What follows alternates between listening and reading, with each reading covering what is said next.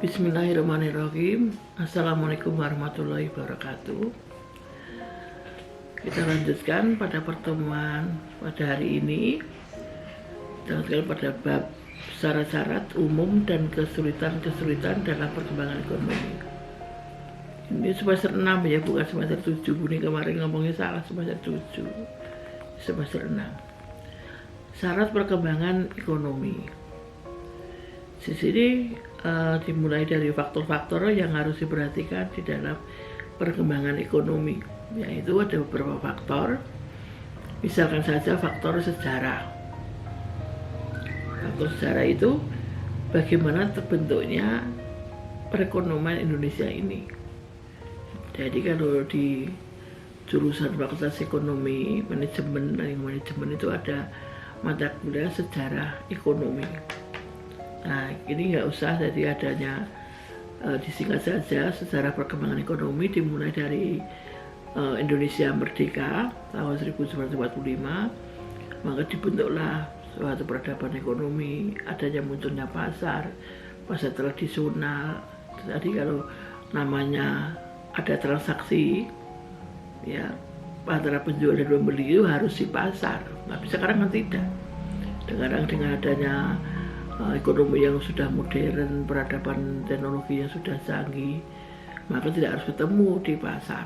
Dengan media sosial itu ada marketing atau pemasaran online yang sekarang banyak digemari lah oleh para pengusaha muda itu.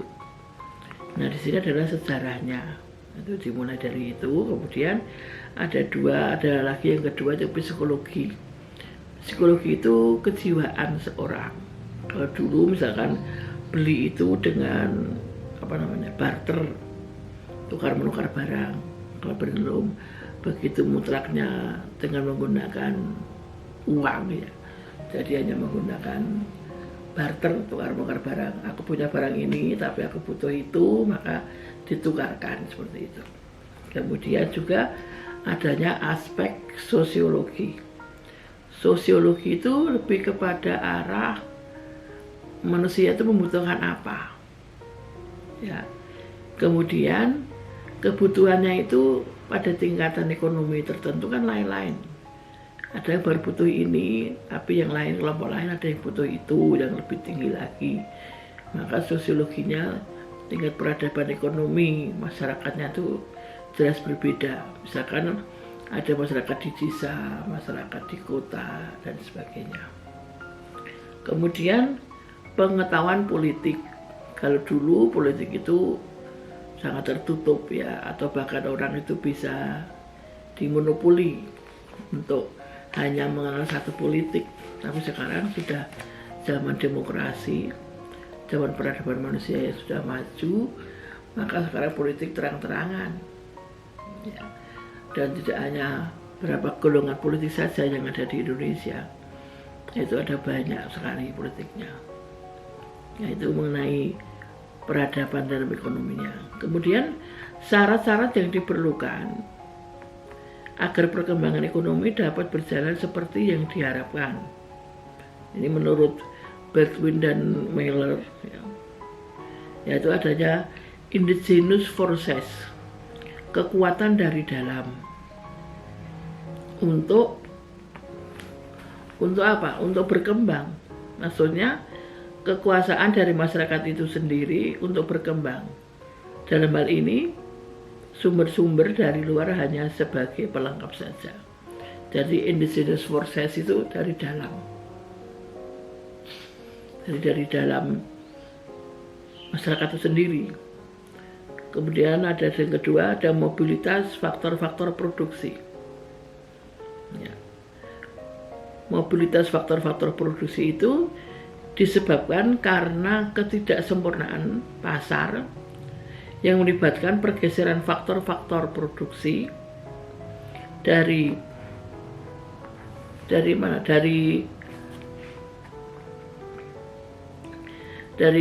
penerimaan atau penguasaan yang kurang produktif ke penggunaan yang lebih produktif.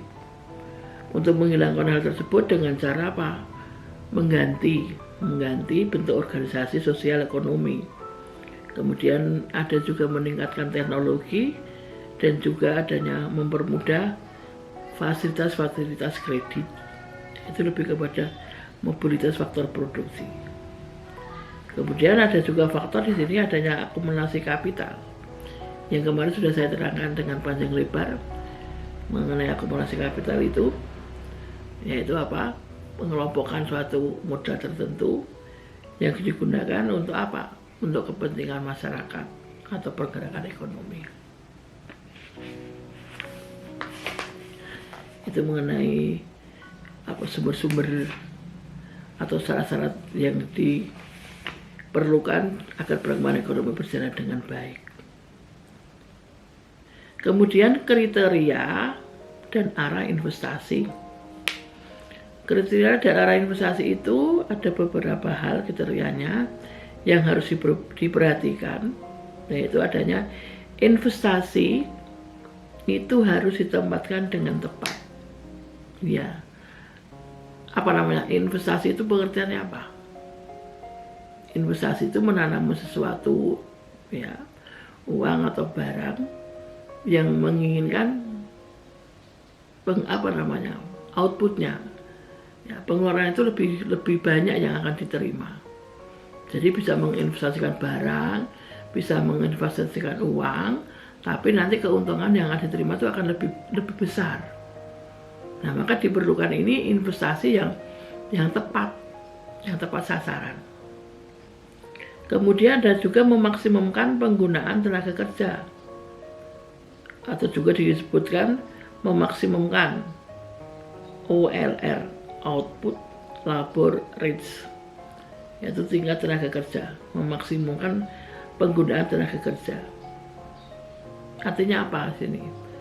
Tingkat produktivitas kerja, ya, yang harus digunakan atau memaksimalkan output labor rates itu, ya. Itu agar apa namanya? Agar yang dikeluarkan tenaga kerjanya itu benar-benar optimum sesuai yang dibutuhkan oleh instansi atau perusahaan.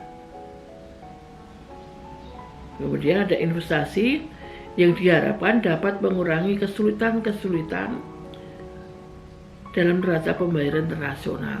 Ini masih sudah berhubungan dengan pola ekspor impor, ya. Jadi kalau kita mengekspor barang, ya, maka bagaimana untuk neraca pembayaran internasionalnya? Maka jelas kita harus mengikuti pasar terbuka atau go public. Go public itu apa? Perusahaan yang sudah go public itu artinya apa? Perusahaan yang sudah bisa menjual sahamnya di pasar modal. Jadi sudah mengikuti pola perdagangan internasional. Misalkan apa saja perusahaan yang sudah go public. Kalau Anda buka internet itu perusahaannya, misalkan yang di belakang itu ada TBK-nya itu. Nah, itu sudah go internasional. Maka sebenarnya saham yang dimiliki oleh perusahaan atau instansi yang sudah go public itu dijual kepada masyarakat umum. Tapi kan masyarakat umum biasanya nggak mengetahui tentang itu. Maka biasanya lewat lembaga perbankan.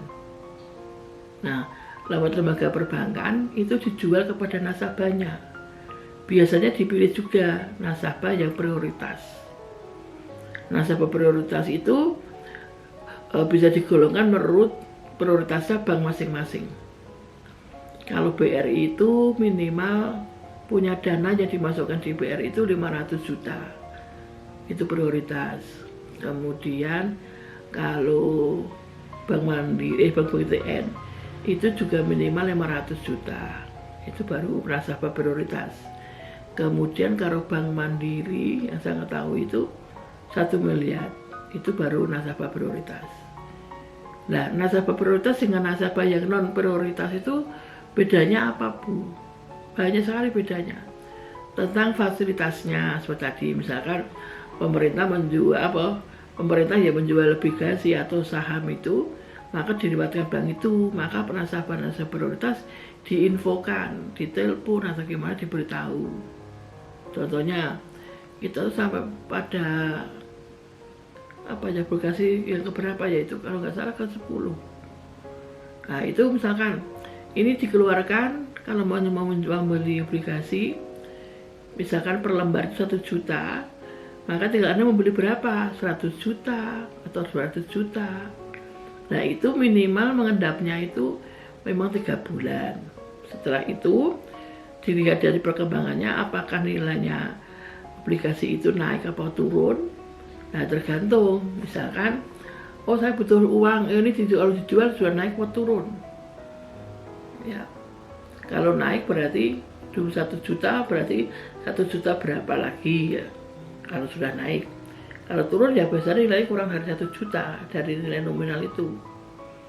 Nah maka nanti kalau tingkat risknya bagaimana Bu? Tingkat faktor bunganya itu dimasukkan di dalam rekening tabungannya. Jadi setiap bulan dapat pendapatan dari bunga yang kita beli tadi obligasi itu sendiri. Misalkan yang sekarang itu ORI ya, obligasi Republik Indonesia itu saya dulu pernah beli waktu ORI ke-7 sama ke-9. Nah itu bisa dikatakan, misalkan Mas saya nggak bisa memantau setiap hari, saya diberitahu saja kalau misalkan orinya itu sudah naik berapa, saya ditelepon, seandainya saya butuh uang tak cairkan.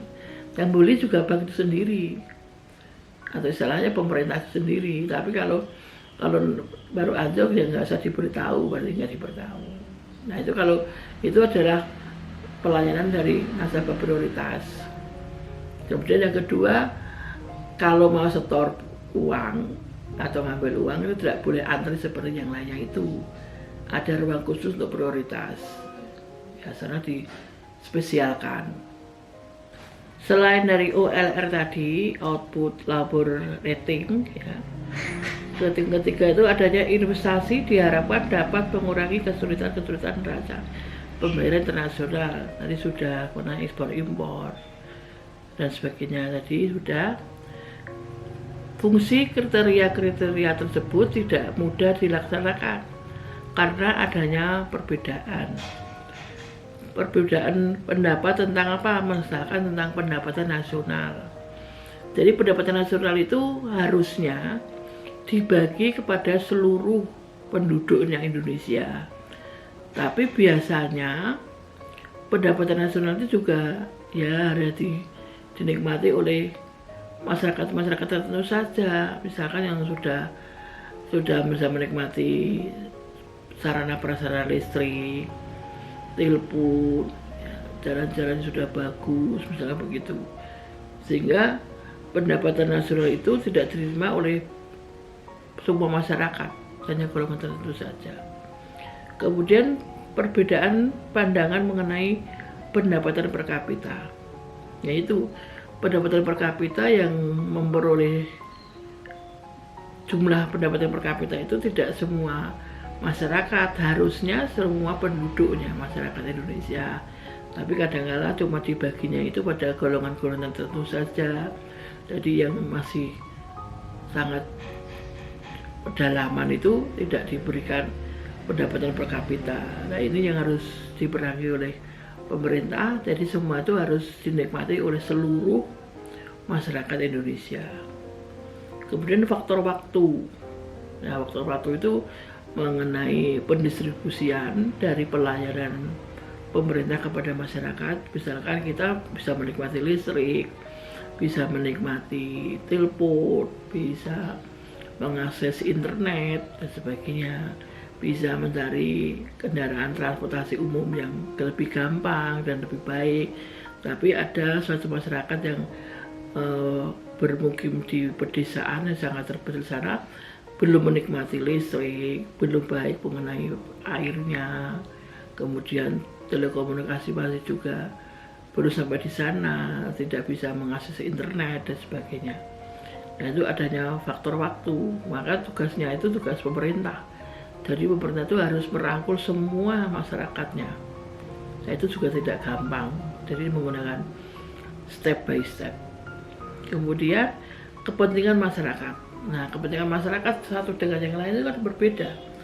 Ada yang kepentingannya sudah pada tahap tertentu, tapi yang lain baru pengenal telekomunikasi misalkan. Yang lain sudah mengenal, sudah mau mengakses tertentu, tapi yang lain belum mengakses pada bidang-bidang tertentu. Kemudian unsur pasar. Unsur pasar itu ada yang sudah hanya pada pasar tradisional, ada yang sudah mengenai pasar yang sudah maju, mengenai online, ada yang bisa menikmati itu, ada yang belum. Ya. Nah, itu harus disesuaikan dengan kebutuhan masyarakatnya. Kemudian yang tidak kalah pentingnya adalah titik pertumbuhan. Di negara sedang berkembang ini, pasar dalam negeri sangat lemah. Karena itu investasi sebaiknya diarahkan pada titik pertumbuhan. Titik pertumbuhan atau growing point istilahnya. Ya, growing point itu mempunyai makna bahwa tidak banyak membutuhkan kapital dan mempunyai pasar karena keuntungan ekonomi eksternal atau ekonomi, yaitu adanya hubungan dengan industri-industri yang sudah ada. Maka adanya growing point, ya, titik pertumbuhan dalam perekonomian itu. Kemudian yang berikutnya adalah harus disamakan tentang pendapatnya itu mengenai teknik industri. Sebaiknya menggunakan teknik industri yang tepat guna, yaitu teknologi yang sesuai dengan situasi dan kondisi sumber daya setempat.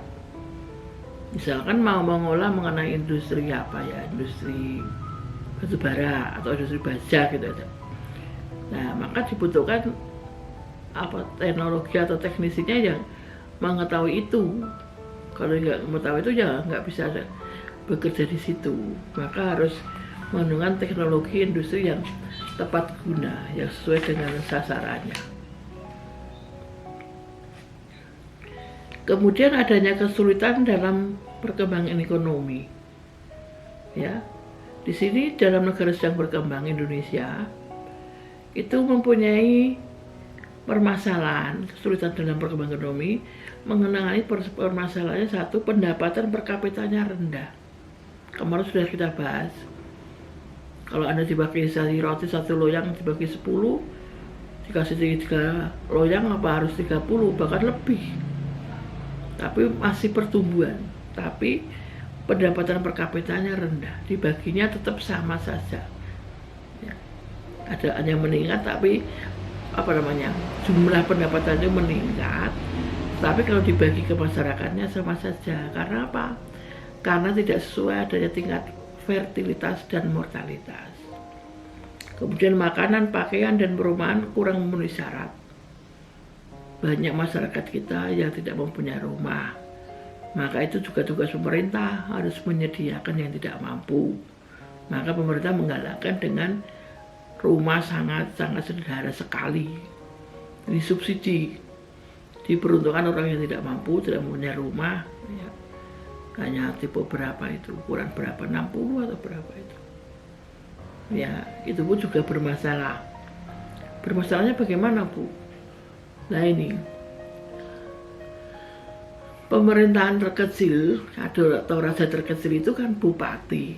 Ya, pada tingkat suatu wilayah itu bupati. Nah, kemudian pemerintah pusat itu menyuruh bupatinya itu siapa yang belum punya rumah, wargamu kasarnya begitu. Maka didata, kemudian diajukan ke pusat, yang belum punya rumah ini loh, sekian kakak. Nah, maka bupati setempat itu diberikan hak dan wewenangnya dan tugas serta tanggung jawabnya. Bangunkan di mana lahan yang masih banyak, ya, yang bisa diakses untuk pembangunan rumah sangat sederhana sekali tadi. Nah, ternyata bupati-bupati itu tidak amanah. Anda mengetahui sendiri di televisi, di koran, di internet, banyak bupati yang korupsi.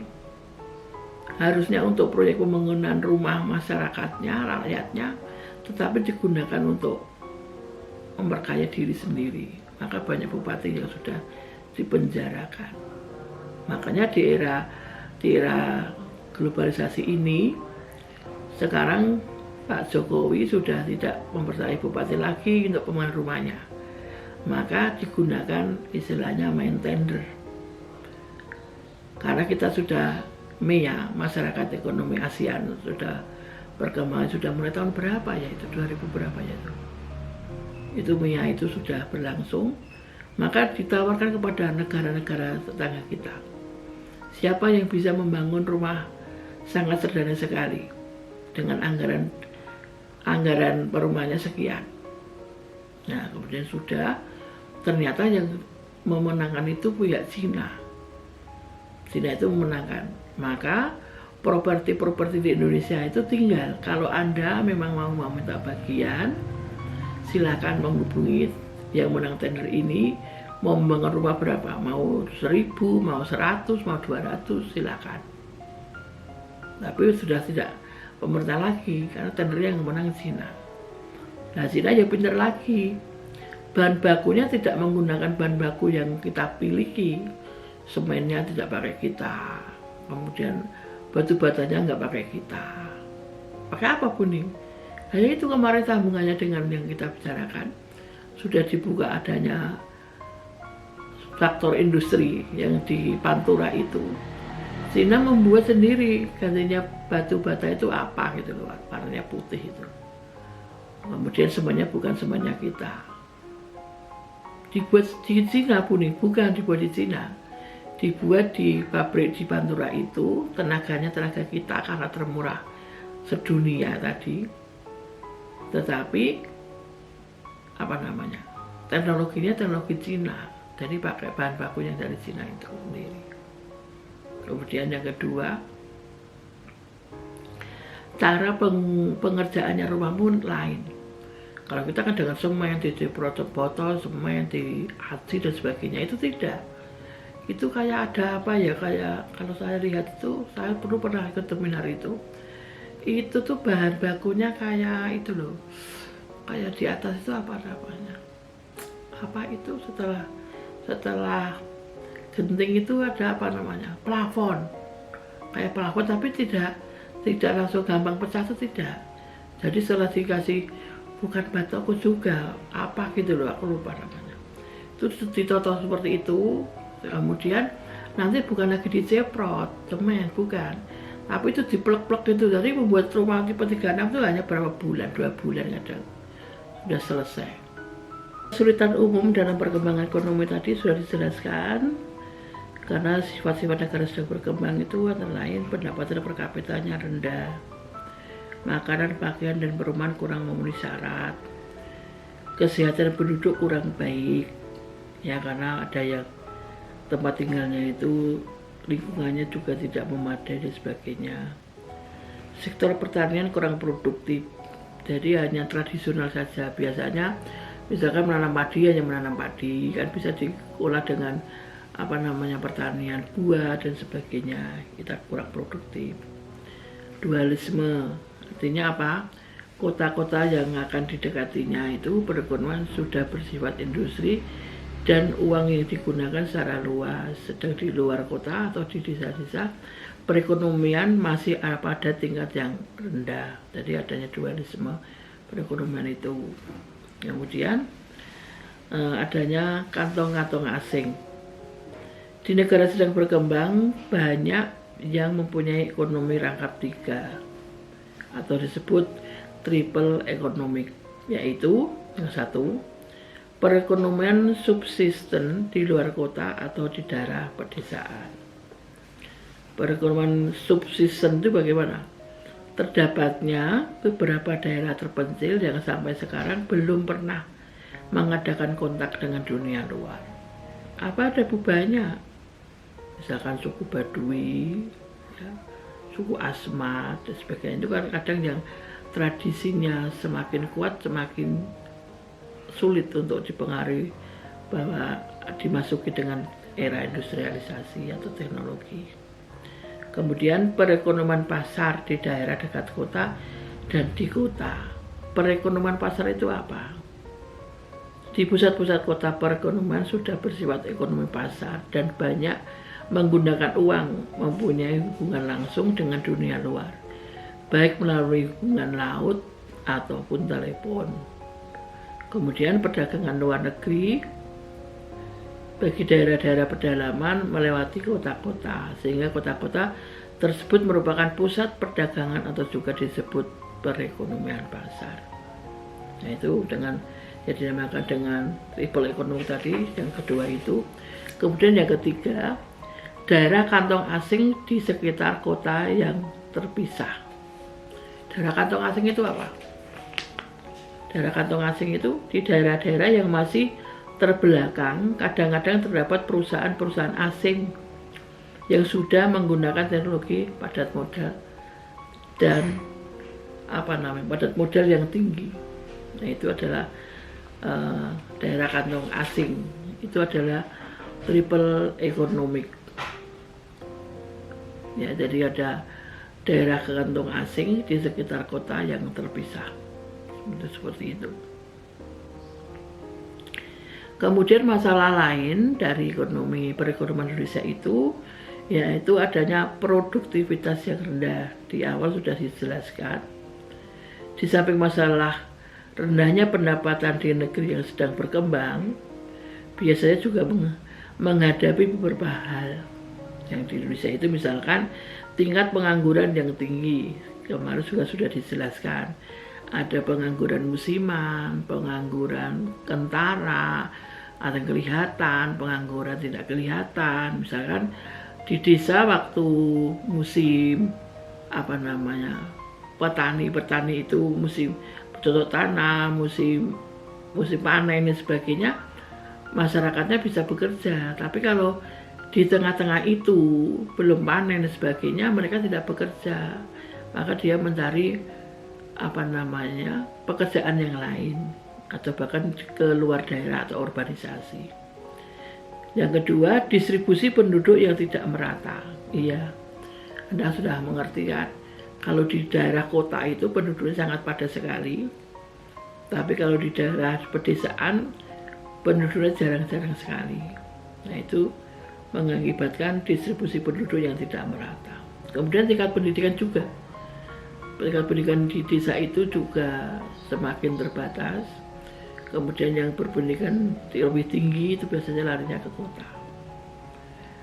Kemudian yang ketiga, tingkat kesehatan gizi dan pendidikan yang relatif rendah.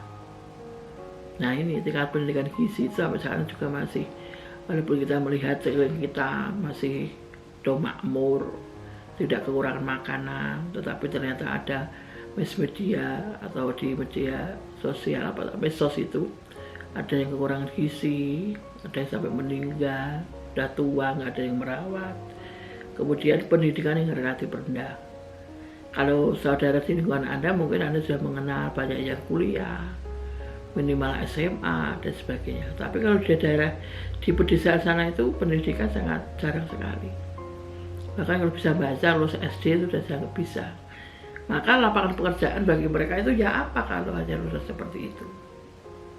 Ya mau mencari pekerjaan yang lebih layak dan lebih baik nggak bisa. Kalau terbatas hanya pendidikan, pengalaman kerja, ya, dan tingkat gizi atau kesehatannya itu yang masih kurang. Nah itu tadi mengenai yang saya jelaskan di bab ini ya. Kemudian yang harus diperhatikan juga, kalau dulu Bu Ning itu mengajarnya Indonesia itu akan terjadi vicious circus. Vicious circus itu lingkaran setan. Ya, sudah lingkaran ada setannya kan gitu. Nah lingkaran itu kalau ditanyakan Anda membuat lingkaran itu dimulai dari mana dan diakhiri dari mana? Kan terserah yang membuat. Mau dimulai dari atas boleh, dari samping kanan boleh, samping kiri boleh, bawah boleh. Nah, kemudian ada siklusnya, vicious siklus, ada viciousnya, ada setannya. Itu saya mengajar mulai tahun 93. Saya mengatakan besok kalau perekonomiannya seperti ini, suatu saat akan terjadi vicious siklus. Ternyata iya. Kalau nggak salah mulai tahun 98 ya itu vicious siklus. Jadi kalau vicious circus itu kenapa tingkat produktivitasnya rendah? Karena tingkat savingnya rendah, tingkat tabungan masyarakat rendah. Kenapa tingkat tabungannya rendah, saving masyarakatnya rendah? Karena tingkat pendapatannya rendah. dan seterusnya. Dimulai lagi dari kenapa savingnya rendah, karena pendapatannya rendah. Kenapa pendapatannya rendah? Ya maka produktivitasnya akan rendah, muter terus.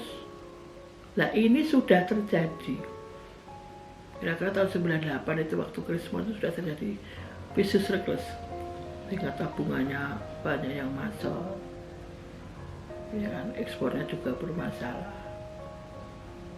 Tapi bagaimanapun tetap harus dilakukan, perkembangan ekonomi tetap harus dilakukan. Maka kuncinya atau jawabannya diatasi dengan apa vicious cycle itu? Maka cara mengatasinya dengan critical minimum effort. Artinya apa itu, Bu? Berputar di atas titik-titik tertentu, lama-lama nanti akan keluar dari vicious cycle itu.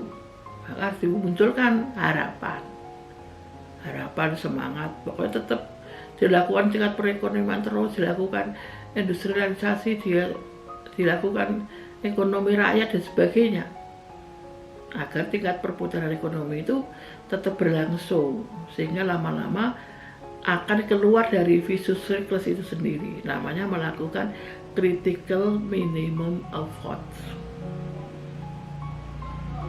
Itu ya. Nah, kemudian apakah kita sudah mengalami critical minimum effort dalam kondisi seperti ini? Ya sudah, nyatanya perekonomian tumbuh terus. Ya.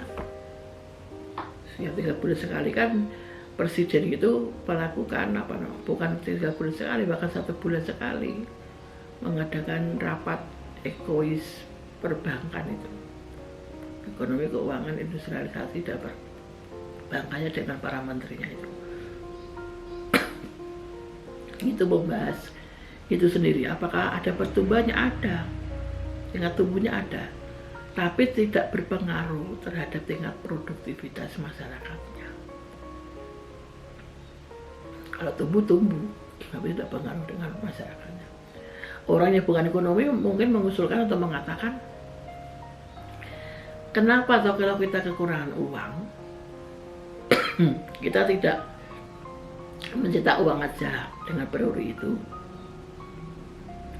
Nah, untuk mencetak uang atau tidak mencetak uang atau mengganti uang baru dengan uang lama itu juga ada aturannya, ada undang-undangnya. Bukan kalau inflasi kurang uang mencetak lagi.